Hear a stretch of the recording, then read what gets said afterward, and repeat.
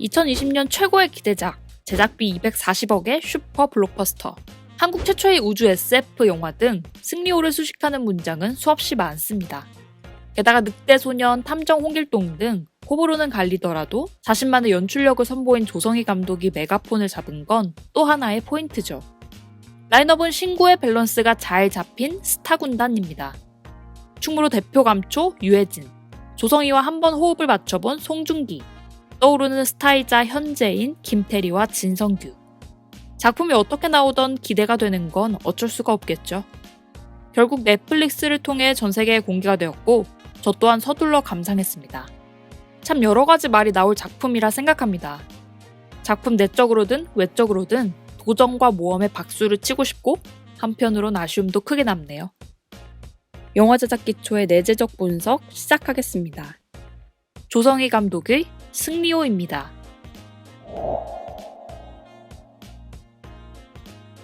승리호는 모두가 아시다시피 SF 영화입니다.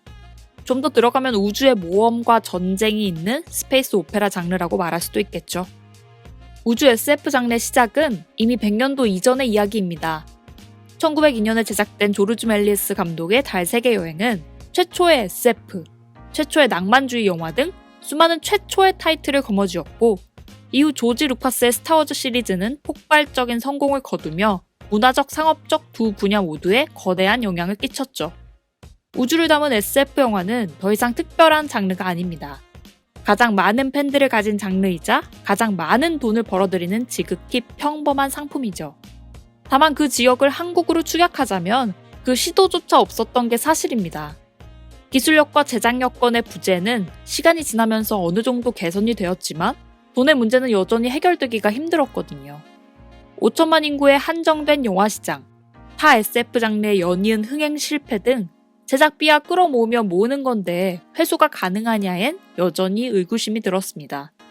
이런 시선에서 본다면 승리호는 스페이스 오페라 치곤 240억이라는 상대적으로 적은 예산의 작품입니다. 손익분기점도 580만 명으로 마냥 불가능해 보이지 않는 선이죠. 그리고 이 영화의 많은 장점도 바로 이 지점에서 출발합니다. 240억 치고는 여러 군데에서 괜찮은 작품이죠.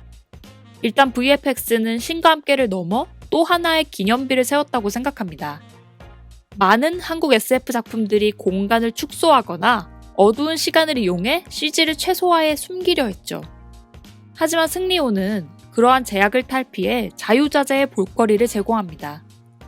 사막화가 심해진 서울 전경이나 우주의 낙원인 유테스 도시, 굳이 밤이 아닌 낮에 넓은 공간을 필요할 때마다 보여주죠.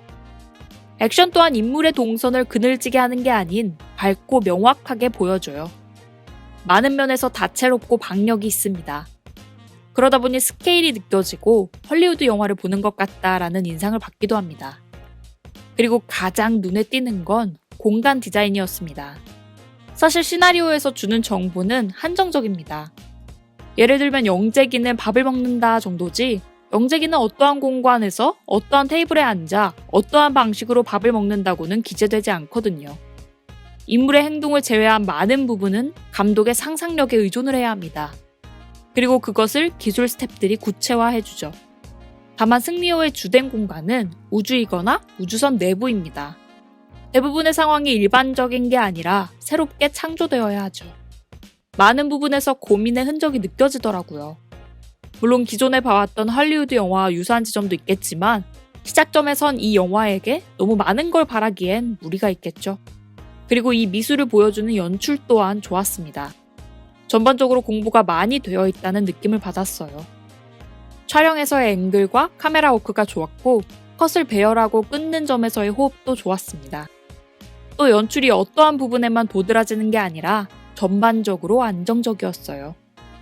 개인적으로 시나리오보단 연출면에서 장점이 뚜렷한 감독님이라 생각하는데 또 한 번 진화한 것 같더라고요. 다만 장점들의 대부분이 큰 스크린을 통해서야 제대로 된 질감과 감정을 느낄 수 있는데 모니터로 감상해야 한다는 점은 관객인 저에게나 제작사 쪽에서도 아쉬움을 느낄 것 같네요. 한국 최초의 240억의와 같은 수식어를 뺀다면 이 영화는 개인적으로는 아쉬운 작품입니다. 세계 각국의 영화를 손쉽게 볼 수 있는 지금의 잘 만들어진 비교 대상이 너무나도 많아요. 헐리우드는 이미 우주 세계의 구현을 넘어 구현된 세상에서 어떠한 새로운 이야기를 보여줄지를 고민하고 있습니다. 반면 승리호는 우주 세계를 창조하는 데 급급하지 새로움이라는 게 없어요. 그렇다고 해서 잘 만들어진 옛것이냐? 그 지점이 조금은 애매합니다. 시퀀스마다의 완성도는 분명 높은데 전체적인 이야기를 본다면 조금은 미흡해 보입니다. 우선 플롯의 경우 영화에서 필요한 이야기만 잘 정제되어 배열된 느낌이 아닙니다. 역설적인 말이지만 너무 준비가 많이 되었다는 인상이에요. 그간 봐왔던 좋았던 우주 SF 장면들의 나열처럼 보입니다. 뭐 그래비티처럼 재난물의 장면도 보이고 스타워즈의 공중 전투씬도 보입니다. 그 외에도 우주 영화에서나 볼 법한 추격씬, 코미디 등 다 들어가 있죠. 물론 볼거리가 많다는 건 장점입니다. 다만 관객들에게 필요한 정보와 여백은 부족한데 그 자리를 적절치 못한 클리셰들로 채웠다는 건 문제가 있겠죠. 이는 캐릭터를 약화시키는데 결정적인 역할을 했다고 생각합니다. 또 영화를 보다 보면 이러한 인상을 받습니다. 세계관은 넓은 것 같은데 이야기는 작게 쓰는 것 같다. 설정은 우주 폐기물을 수거하는 함선 승리호, 그리고 그들의 손에 들어온 대량 살상 무기로 알려진 인간형 로봇 도로시. 반면 발생하는 에피소드의 경우는 갑자기 들이닥친 경찰과의 일화, 태오에 화목했던 플래시백, 태오와 도로시의 토마토 팔기, 거래 현장에 급습한 한 소대 규모의 군대. 앞선 설정이 무색할 정도로 에피소드는 한정적으로 퍼집니다. 물론 중반 이후에는 이러한 약점이 어느 정도 회복이 되지만 좋은 설정 단계에서 발생한 관객의 호기심을 힘있게 재미로 전환시키지 못했어요. 영화에서 가장 재밌어야 하고 장래성을 보여야 할 지점이 바로 영화의 3분의 1 이후거든요. 전체적으로 눈은 화려한데 뭔가 신나지 않고 재미가 없다는 느낌이랄까요? 개인적으로는 이야기에서 나오는 재미가 아니라 아트 디자인에서의 흥미 요소로 머물렀습니다. 영화 승리호에서 가장 아쉬운 점을 하나 뽑으라면 단연 캐릭터입니다. 마케팅 쪽에서 가장 적극적으로 내세운 점이기도 하고 나름의 괜찮은 점도 있었지만 기대에 비하면 훨씬 못 미쳤어요. 당장의 가오갤 1편에서의 멤버와 비교해도 그 차이가 확연하죠. 이건 돈의 문제가 아니에요. 캐릭터의 사용에 있어서의 문제죠. 캐릭터를 설정하고 캐릭터의 능력을 보여주는 지점이 턱없이 부족해요. 영화 말미에 뭐 장선장이 천재고 태호가 최연소 진급의 군인이고 타이거박이 갱단 두목이라는 정보가 대사로 나오지만 이건 대사가 아니라 에피소드를 통해 그들의 능력을 관객들에게 전달해야 하죠. 전개 단계에서의 위기를 각자가 가진 능력을 이용해서 헤쳐나가야 관객들은 그 캐릭터마다의 구분을 명확히 하고 매력을 느낍니다. 가오갤이든 어벤져스든 팀워크를 보이는 영화가 다 그렇잖아요.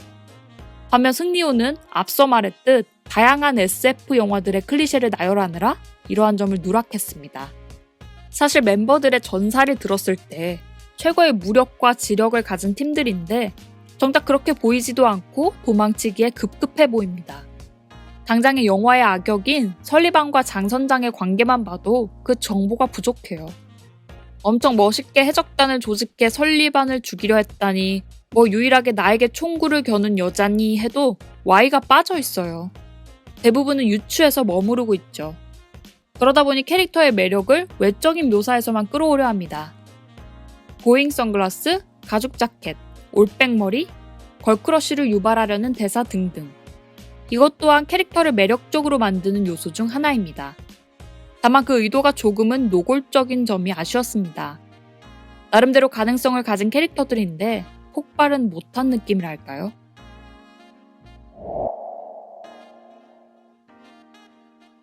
장단점이 명확한 영화입니다. 다만 그 장점은 설레를 남기는 것에 머무르는 게 아닌 높은 완성도를 보이고 취향이 맞다면 재미있는 오락거리인 건 확실합니다. 개인적으로도 평범한 쪽보다는 이러한 작품을 선호하죠.